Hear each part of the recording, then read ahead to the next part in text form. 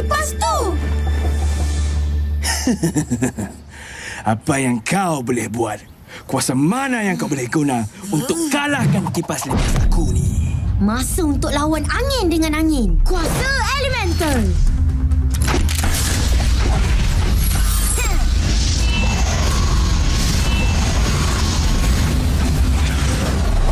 Boboiboy Taufan.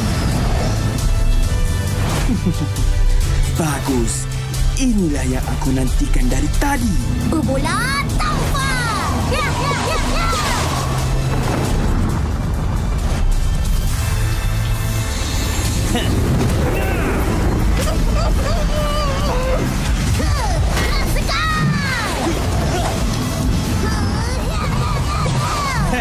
Ini sahaja kau ada.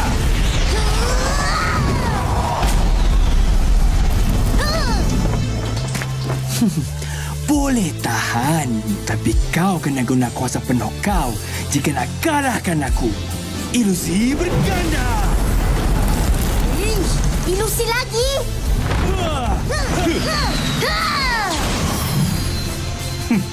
Mari, Boboiboy. Mari kalahkan kami.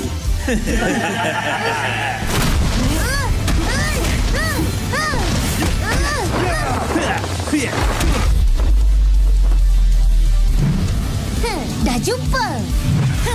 Rasakan ni. Kendi Taufan.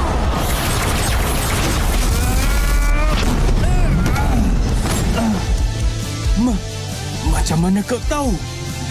Sebab kau seorang je yang pegang kipas. Aku takkan kalah dengan mudah. Pukulan. Hentakan. Kipas. Boboiboy. Libat. Kelajuan sama. Tadikan Gravity.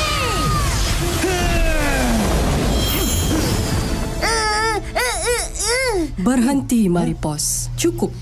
Yaya, Ying. Ish, kenapa korang halang aku? Dini dah culik Gopal dan kalahkan Fang. Sabar, Boboiboy. Mereka bukan yang kau sangkakan. Hah? Siapa pula ni? Izinkan aku perkenalkan. Pemerintah, pengguna asal kuasa elemental beliau.